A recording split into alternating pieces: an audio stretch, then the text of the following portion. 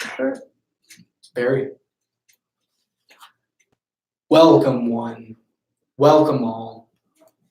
Welcome men, women, and children alike.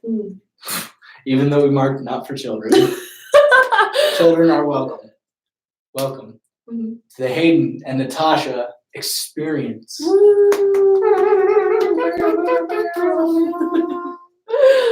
I am your host, Hayden Reese, aka Thug Nasty, aka Trick Daddy Chicken Fingers, aka Snail Gizzard Eater 27.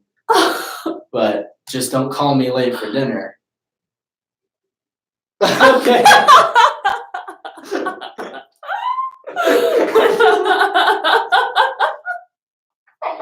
Awkwardly just staring at like the computer's like, yeah. And with me is my guest. Natasha Hayden. Hello everyone. I don't have any fun nicknames. What fun nicknames would you give yourself?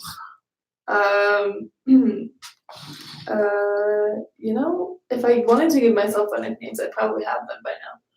Natasha Rito. Yep, Tasha Rito. That's what they call me. It's also a Taco Bell menu item. The taco menu item. It's a fun nickname. Natasha from the Avengers. Yeah, that's me, actually. Full name.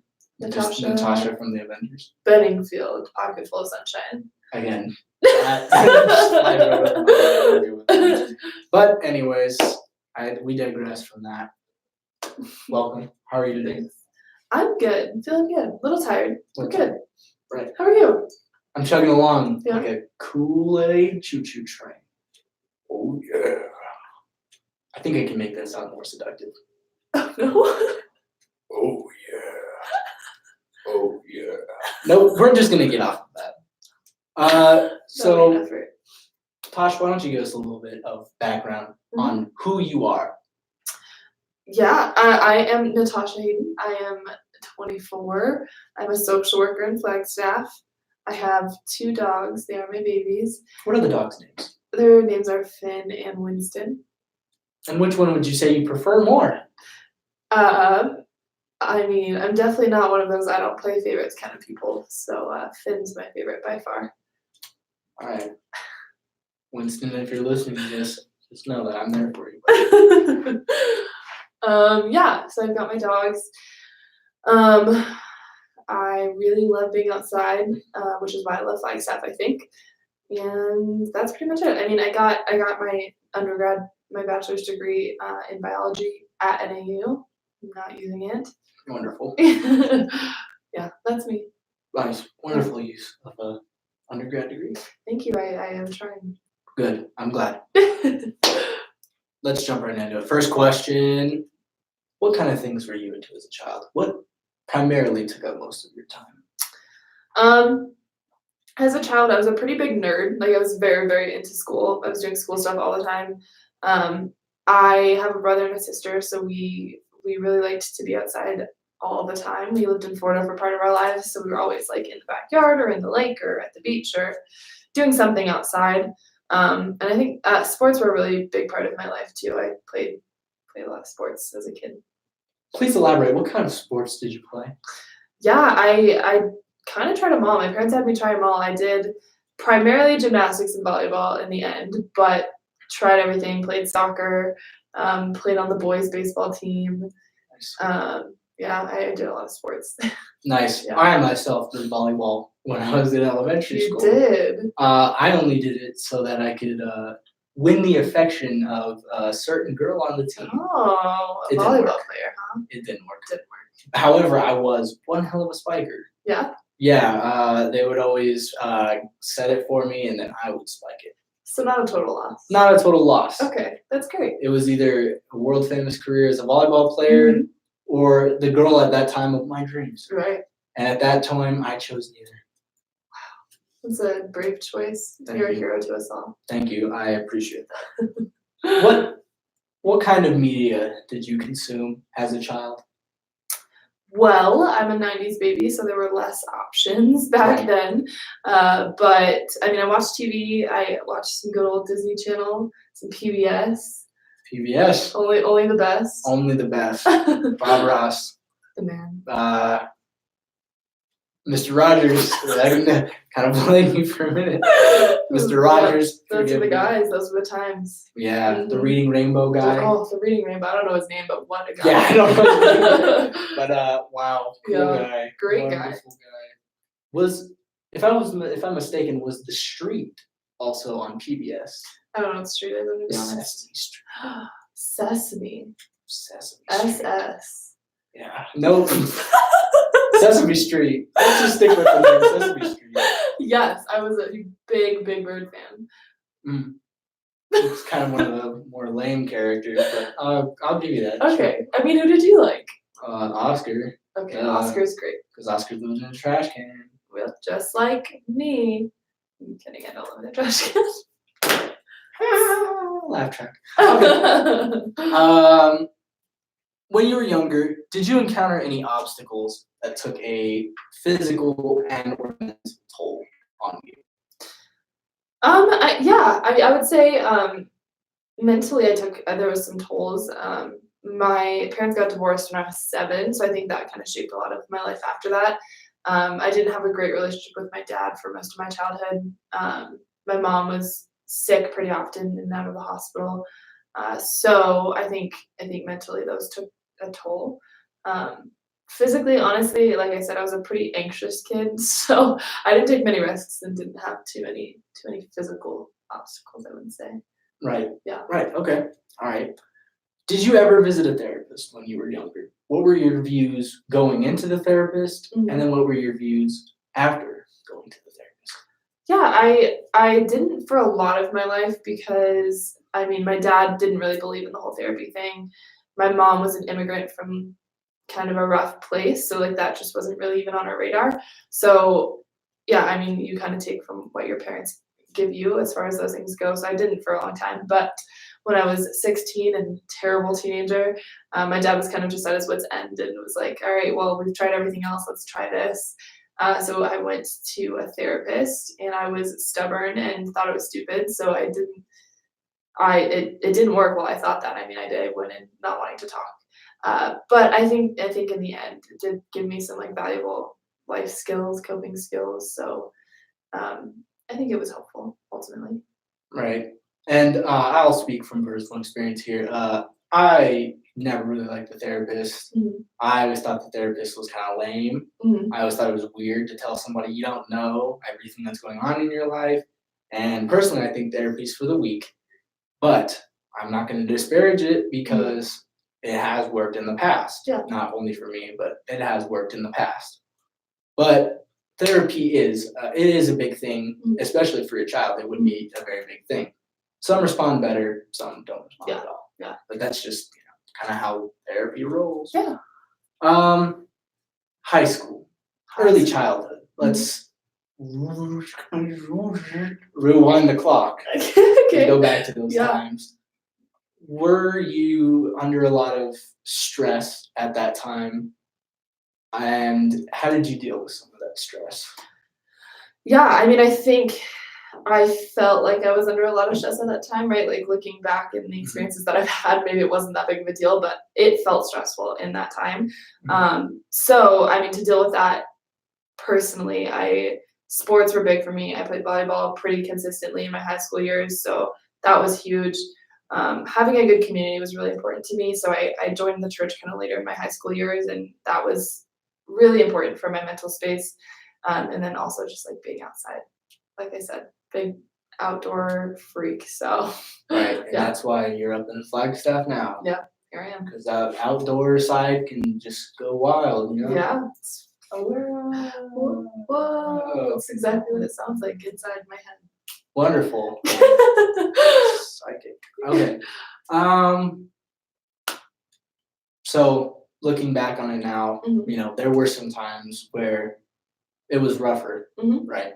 And you could deal with some help. Mhm. And for you, you went to therapy. Yeah. And you responded well to that. Mhm. Me personally, I did not respond well to that. Right. But some kids that are more responsive to some things. Yeah. Which is an excellent segue into our next topic. Okay. Your sweater. Yeah. It's a very interesting sweater. What's that? Thanks. What's that little caterpillar fella? What's his name? His name is Carl the Caterpillar. Carl the Caterpillar. Yeah. And he's the mascot for Camp Kesem? He is, yeah. Camp Kesem, huh? I think I've heard of Camp Kesem. Yeah. Why don't you describe it a little bit? Yeah, Camp Kesem is a national nonprofit. Their goal is to support children through and beyond their parents' cancer through like week-long summer camp programs and some year-long programming too. But there are a bunch of local chapters at college campuses across the nation, and they're all led by college student volunteers. Yeah, that's kind of the elevator spiel. Wonderful. Yeah. Wonderful elevator spiel. And so it's a camp. Mm-hmm. It's a good camp. It's a fun camp. Yeah. It's a magic camp. Mm-hmm. And it puts on a week of fun Mm-hmm. and enjoyment for these kids. How do they get their funding? Yeah, they get their funding through all fundraising. So whether that's big donors, community supporters, events, profit shares, all sorts of things. But the students fundraise all of the money, all of the budget. Right, and small donations, right? Yeah. Small donations from Small donations. viewers like you. Viewers Thank you. like you. Ooh, that was smooth. You see the link there? That was good. That was cool. And speaking of fundraising, just kind of right off the top of my head here. Yeah. Make the Magic. Mhm. That's a big fundraising event. That is a big That's fundraising a event. big fundraising event. Heard And it's coming up in April. in April. Yeah. April. Mark the calendars for Yeah. some time. April. Have a drink. Have a meal. Yeah. Come enjoy beautiful stories Mhm. and a live auction. Yeah. We're Hang out with us. Hang out with us. I mean, come on. We're the coolest people out there. Yeah, for sure. So, But yeah, Make the Magic. It's a fundraising event that the students put on Yeah. to raise money for the camp. sorry, I got to give it more time. There we go. Yeah. Wonderful.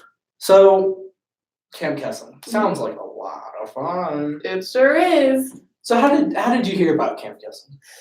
I heard about Camp Kesem through a mutual friend. I was in an organization with this friend, and there was like a posting thing, and she posted in it and said she was looking for someone to help her start this nonprofit at NAU, and I was looking for volunteer opportunities at the time. I really like to volunteer, so I stepped in, not really knowing very much about it at all, and the rest is history.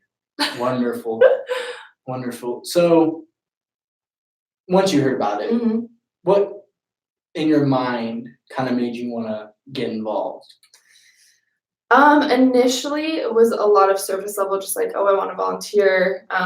This sounds like a good cause. I'm good with kids. Mm-hmm. But I think pretty soon after joining, it became more clear like why this was the place for me to be giving my time. Pretty soon after I joined, my mom was diagnosed with cancer for the third time.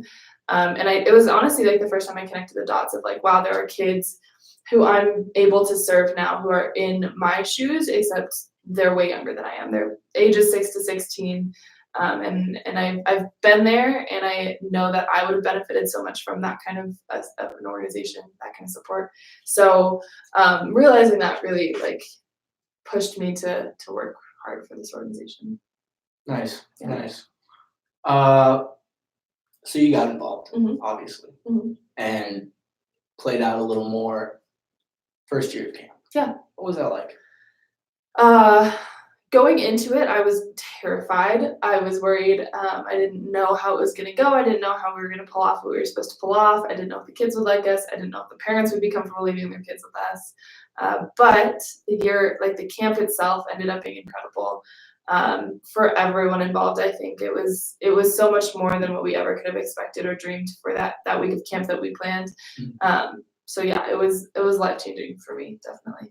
So some of those preconceived notions you had, kind of those fears and maybe even doubts, were just kind of squashed. Yeah, and I mean that's not to say nothing went wrong. It's not to say like we had everything planned out perfectly and it all just flowed. Mm-hmm. But it was just like the magic of camp and the people there just way overpowered any of the mishaps. So It's great. Right, Yeah. right. Very nice. Very Mhm. nice.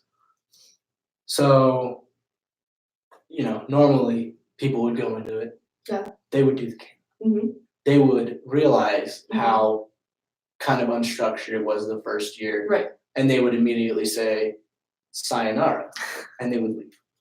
But you didn't. Yeah, You stuck around. I did. Why did you do that? I think I know it's because of the kids. I think leading up to that first year, it was this really cool idea of these kids, these hypothetical kids that we were gonna hang out with and have a good time with, but being there and watching the change from day 1 to day 6 and being a part of the magic of camp, it's just like you don't forget it. It's not like a feeling that you just like let go of and it's just a memory.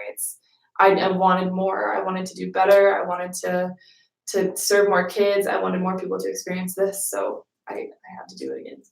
Right, right. That's a very good sentiment. So, tools. Tools. Builders have tools. They do. Plumbers Mhm. have tools. Mhm. Teachers, educators have tools. Yep. You had tools. Mhm. What kind of tools did you have going into the next year? The next year I had a lot more tools than I did the first year.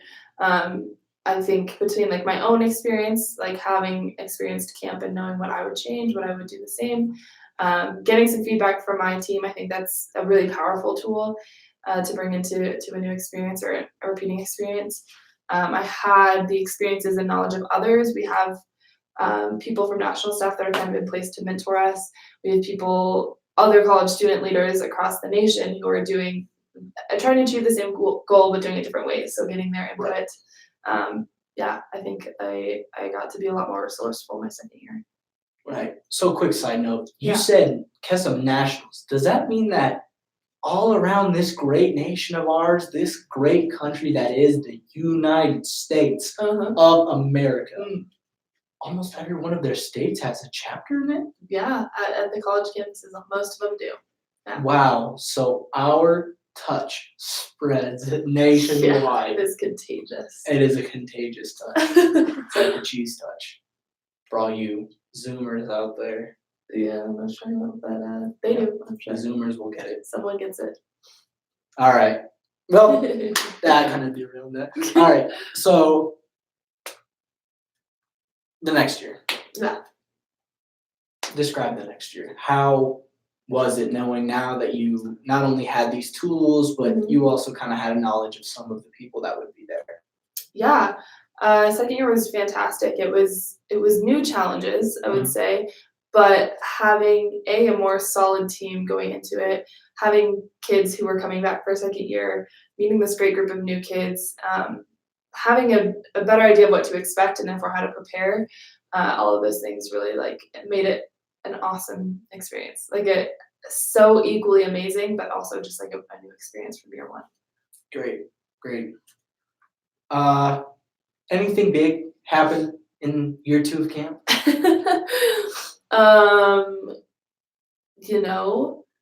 someone I know who may or may not be sitting in this room decided to come to Camp Kesson for the first time. Someone incredibly handsome, incredibly muscular, incredibly chiseled features. Some would say a young Tom Selleck even. Oh, Uh, some would say Right? that. Some would say that? Some would say that. or even a young Burt Reynolds, Oh, or has the mustache of maybe an up and coming Reynolds type. uh-huh. Okay, we're pandering. It's him. So yeah, I went that year Mhm. because that year my mom had been diagnosed with stage 4 lung cancer, and she kind of forced me to go to this camp. And me being a rambunctious teenager wanting to rebel, man, I didn't want to go because it was a camp where they sang baby songs, and I thought that was lame. But I went there, and my perspective changed. Mhm. So let's talk about one of the aspects of camp. Yeah. Camp names. Mhm. These are in place because it kind of preserves the magic where we don't want to know each other's real names, and for legal reasons, we're not allowed to know the counselors' names. Is that correct? Yeah. Correct assumption. So everybody has their own special camp name Mm-hmm. that is made by them Mm-hmm. and proudly displayed like a badge of honor. Yeah. What was your camp? I mean, mine was pretty lame, to be honest, but mine is Mila. Why was it Milo? So the first year I had all these stresses about starting this nonprofit, and they told me I had to make a camp name, and they bugged me about it. And so finally I was like, okay, fine, whatever. I pulled out like the baby names list on my phone, which I know you're gonna think is weird because you're a dude. It definitely is weird, yeah. But it's not. Girls have them. Ask them. Okay. And Milo was the top one on the list, so I just chose that. Okay, leave in the comments, ladies, is it weird to have a baby list on your phone, or is it a normal thing? Guys, also comment, is it normal? Is it weird? We don't know. My camp name was the dude, Mm-hmm. because at that time, I didn't want to be there. Yeah. I didn't care. Right. And I thought to myself, who else doesn't care? And I knew nobody would get Sid Vicious or Johnny Rotten from the Sex Pistols. So I thought to myself, what is something more approachable, something cooler, something that people are going to look at and go, oh, yeah, that's kind of cool. So I thought of the dude from the movie The Big Lebowski, starring Jeff Bridges and John Goodman. Legendary. Great movie. He doesn't care. He drinks White Russians. They bowl. And there's a weasel in a bathtub. That's all you need to know. Basically. So I thought the dude was cool, and I really grew on me. I now wear it even more proudly than I did, at the end of my first year. Yeah. So that was kind of our introduction to each other. Yeah. And that prolonged your love of Kesem, and that kind of awakened my love of Kesem. Yeah. Like a fire. Stirred it up. Stirred the pot. Like a stirring pot of Fire. Fire. Yes, wonderful. So after your second year, it was time for you to graduate. Mm-hmm. How did you feel knowing that you would have to graduate and kind of move away from being a counselor at this? Yeah, I mean, I think it was a lot of things. It was hard for sure. I had directed this thing for 3 years, and it was my baby, and it was scary to think about passing it on, even though we had awesome people to pass it on to. So it was scary. It was also really exciting. I think I was excited to take on a new role and more of a national level, and that part was awesome to be free to explore it further outside of our local level. Right. Yeah. So one of your accomplishments out of many, we're gonna highlight one right now. Wow. Okay. Was a trainer for the CIT program, which is Counselor and Training Program. Why don't you shine some light on that? Yeah, our Counselor and Training Program is for kids 16 to 18 who are kind of aging out of the program and have the opportunity to become a counselor for Camp Kesem. So I got to be a part of that program the summer after I graduated, which was awesome because I had some of my amazing campers who were moving up in the world of Kesem. So to kind of prepare them for what being a counselor would be, for just normal life stuff, to kind of just have a more relational, leveling type of relationship was really cool. So wonderful explanation. So the year after you're gone, a dampness loomed over the mighty camp. Mystery, confusion, bewilderment, as some would say. But then something happened. Yeah. They needed more volunteers. Yeah. So out of the clouds of darkness, lights shone down, and 4 caped heroes, you, Thomas, aka Tomato, Balto, aka Joey, and Lane, aka Fiona, swooped down and saved the day.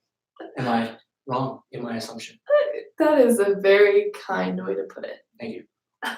Thomas, he was my counselor first year. Truly, truly one of the biggest supporters Yeah. in the journey of getting me where I am today. Yeah. How does he tie into your life? Thomas is my husband now. Thomas is your husband now. Yeah. Wow. What Kesem magic. Magic in action. I believe in miracles. Yeah. Uh-huh. Uh-huh. All right, cool. It's time. So he's your husband. He is. Wonderful. Mm-hmm. After that. Yeah. Then you finally moved on. Mm-hmm. Has Kesem stayed in your life, and in what ways? Yeah, it definitely has. I mean, I think in some tangible ways. Since then, I've done some internships with Kesem. I'm on their summer staff, working on the hotline. I took some volunteer roles, attended some fundraising events at the national level. Have worked with the local level a little bit, but have definitely actively pursued staying involved. But also on another level, like I learned so much about myself, about how to be a leader, about how to work with people, and those are skills I use all the time. Yeah. Wonderful. Mm-hmm. What does Kesem mean to you? Kesem means a lot of things to me. I mean, it opened the door to like show me how much I wanted to do that kind of thing long term in my career path. I'm not an emotional person. I'm pretty closed off. So it showed me that having emotions is okay and healthy, and there are people who will support you unconditionally. And how important it is to be able to share your experiences and that same support with kids that are in spots that you might have been. Yeah, Kesem is so much to me. It brought me some of my best friends, and it's awesome. It's stuck with me for sure. Wonderful. Yeah. If I may interject my 2 cents. Please do. What Kesem means for me is, as I said, first year, I did not want to be there. By the end of camp, it really opened my eyes to the bigger picture. Mm-hmm. And as I moved up in age, becoming, camper again, and then a CIT, and then another year of CIT, yeah, it really just kind of showed me, it opened my eyes more as I matured, mm-hmm. and showed me, wow, I can make a difference for mm-hmm. these kids. If we all work together, this can truly be a magical thing, because Kesem in Hebrew, I almost said Hebrew and Kesem. Kesem in Hebrew means magic. It does. So I saw that everybody working together would change these kids' weeks and possibly their lives. Just getting them out of that negative environment and bringing them into this mm-hmm. environment of friendship and love, community, and caring. It will do a lot to you. It really will. So why don't you give us an example of one of your fondest camp memories? Yeah, one of my fondest camp memories. I think one that I talk about often is we had this camper who was, I think 12 her first year. She came with her mom. Her mom dropped her off. They were in a tough spot. Her mom had stage 4 cancer. They were just financially in a hardship because of the cancer and all these really tough things. And this girl at 12 years old was her mom's primary caretaker. She knew all of her bills at the house down to like the cent every month. She just had all these really unique hardships that you don't think about that would come as just kind of a byproduct of cancer. And she was tough, man. She was just like a little teenager and had this tough facade and really openly shared her experiences but didn't feel much about them. And watching her transformation throughout that week and then even into her next year of camp after her mom had passed away and she actually ended up in the foster care system, it just changed her. I mean, she understood the importance of being 12 and 13 and not always having to take on those adult responsibilities, and she understood how to have fun and how to share her story and have those emotions that were healthy. And we had our empowerment time, which is when everyone has a chance to share their story. In her second year, she shared her story. She shared that her mom passed away. And then I went up to her afterwards, kind of after empowerment. It's always just like a big hug fest. So I went up to her afterwards and I hugged her. And I told her she had to promise me to take 1 minute every day to just be a kid, to just be 13 years old and to remember this feeling that you have at camp. And she looked at me at 13 years old and said, "I'll give you 59 seconds." And to me, that was just, it spoke kind of leaps and bounds about who these kids are that we're serving, and what we're able to do for them. Where it's like, yes, cancer is still the reality, and they'll go home and their parent will be dead or their parent will have cancer, and that will be hard. But they have hope and they have people, and they remember the importance of being a kid. So, yeah, I think that's one of my favorite memories. That's a good memory. Yeah. I would say for myself, speaking more on empowerment. Yeah. I think that's really what sets Kesem apart from other summer camps. Yeah. Is not only do we have, fun and capture the flag and this and that Right. and eating in the mess hall and Right. songs and games. I feel like empowerment is that one special little nugget that really makes it just different. Mhm. And it's really a time for everybody to just kind of become one. Yeah. And speaking personally, my first year, I was so closed off and I thought emotions were lame and emotions were for nerds and squares. But at empowerment, I cried like a baby. You can attest to that. I did too. We all did. Yeah. We all cried deeply. Yeah. And then second year going was the year my mom had passed away. And going back that year, doing empowerment, giving that speech at empowerment, it felt different that second year. It just felt like instead of everybody, feeling separate and distant, like everybody became one. Everybody's problems and feelings and emotions and lives became intertwined into one. Yeah. And we all became one unit. And then the hugs afterwards just kind of melded us for life. Yeah. And we didn't really talk much, but, everybody just kind of had that unspoken creed of, we'll always be there. You'll always have this support network. And, we will always have your back here, there, everywhere, today, tomorrow, and yesterday. Amen. Always. So that really is just one of those things that has inspired me to further my involvement in catechism. That also thanks to you, I have to say, because you and Thomas and Joey and Lane and you guys really kind of showed me that you did this for me, so now I want to do this for others. So now that I was a counselor last year, and now I've moved up to coordinator board. Yeah. And it just feels like I'm really just kind of inching my way up to. You're doing it for others. I'm doing it for those kids, man. And, yeah. So thank you for that. Of course. Just take that moment. So what are you doing in your life? Not right now. Right now, then. What are you doing right now? What are you doing right now? In my life, I'm currently an investigator for the Department of Child Safety. I do that in Flagstaff.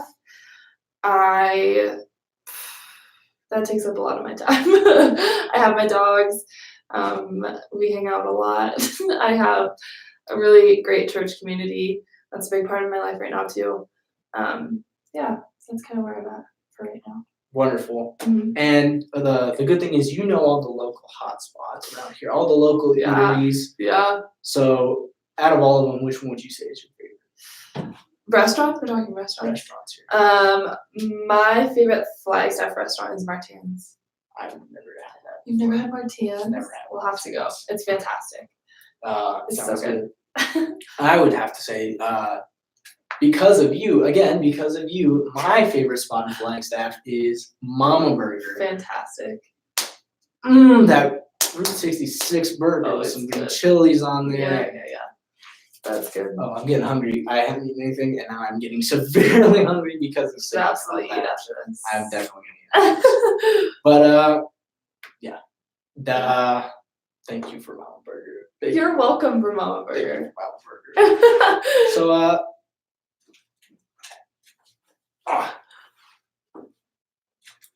what's next for Natasha?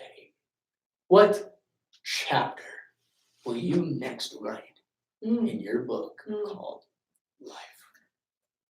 Yeah, I have a lot of cheesy opinions about this question. Shoot. Essentially, I really, really, truly value doing what makes you happy. And I also am just not a planner in that sense. I feel like what's going to happen is going to happen, and I have very little control in that matter. I mean, I do to some extent, but I'm pretty open to whatever's next. I'd really like to work internationally at some point soon. I want to keep doing social work and nonprofit. I'd like to get my master's at some point. I have no idea what order those things will happen in. Nice. Internationally, Yeah. Where would you like to go internationally? Again, I'm pretty open. I love Kenya. Kenya is one of my very favorite places I've ever been. So I could see myself going there. My mom's from Colombia, so I would love to go there for a while. I love Southeast Asia, so I might go there. They have some delicious food in Colombia. Delicious food. So delicious good. Food. And if I'm not mistaken, you may have mentioned it once or twice, but you've been to Asia before, haven't you? I have, yeah, actually. How? What was that like? It was great. It was beautiful. The people were awesome. The food was great. The prices were low. That sounds like I don't know where I was going with that. I thought that would be. It had potential for a funny joke. It did, but I just wasn't there. Yeah. SNL, please don't use this when I inevitably apply for a job. As you should. You do great there. Oh, thank you. You're welcome. Any other messages that you have for the internet verse and for my English 102 class? Ooh, English 102, huh? Man, again, it's cheesy, but do what makes you happy. Figure out what matters to you and do things that make sense for those things. If you care about money, great. Do something that you'll make money in. If you care about people and helping people, do that. Other people are always going to have opinions on what you do, and you need to do what makes you happy so you're not miserable. Church. Retweet. It's a Don Juan. Church. There's a guy in high school that said church to everything all the time.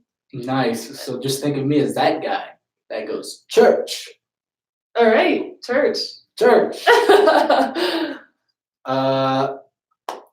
going to get this to 40 minutes. Yeah, we are. So we're going to do some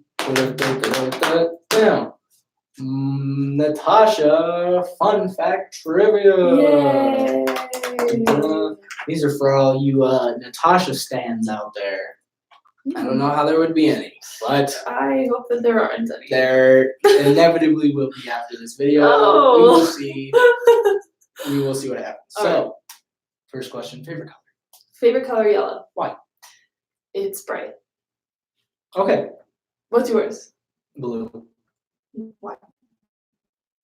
I don't really have a reason, just because it's blue. Because it looks good on my body. All right. You're wearing a lot of blue right now. I am. Okay. What kind of music are you into currently? I really like an artist called Julia Michaels. What kind of music does Julia Michaels make? I think she's like indie pop. I don't know what I'd label her as. Wonderful. Personally, I have gotten back into Nirvana. Oh, fun. I underappreciated Nirvana, and now I realize that, they were there. Yeah. And they were good. Yeah. Quick hot button topics. Courtney Love killed Kurt Cobain. I wasn't asking your opinion. That was just stating a fact. All right, cool. Movies. Movies. Have you seen any good movies recently? Joker was interesting. Another hot button topic, maybe. That was a good movie. Yeah. That was a good movie. He said the word society. Mm. Again, another Zoomer joke. You wouldn't get it, No. Boomer. Sure, would not. You said boomer. Okay. Boomer. You wouldn't get it. Okay. What are some of your favorite movies? Ooh, I really like a good thriller. So like Get Out, great movie. Such a good movie. Jordan Peele. Mhm. What's the one where they're deaf? No, they're not deaf. They have to be quiet because there's the monster. The Wolf of Wall Street. That's it. That's the one. A Quiet Place. A Quiet Place. That one. Oh man. Nice. What's your favorite movie? Top two. Top two, I would say Pulp Fiction and Space Jam. Nice. What a good combo. Yes, I miss Michael Jordan. Just thought I'd get it out there. Kobe. Kobe. Not Michael Jordan. So let's end on this. What Okay. are some of your hobbies? My hobbies, going outside, hiking or kayaking, those things are my favorite thing to do. Volleyball still. If volunteering counts as a hobby, that, because I do that a lot. Mm-hmm. That counts. Yeah. Wonderful. Yeah. Wonderful. Well, thank you for this in-depth look at Natasha. Hayden. Yeah. I almost said Mila. Yeah, you did. Natasha Hayden. Yeah. Thank you for coming on. Thanks for having me. You're welcome.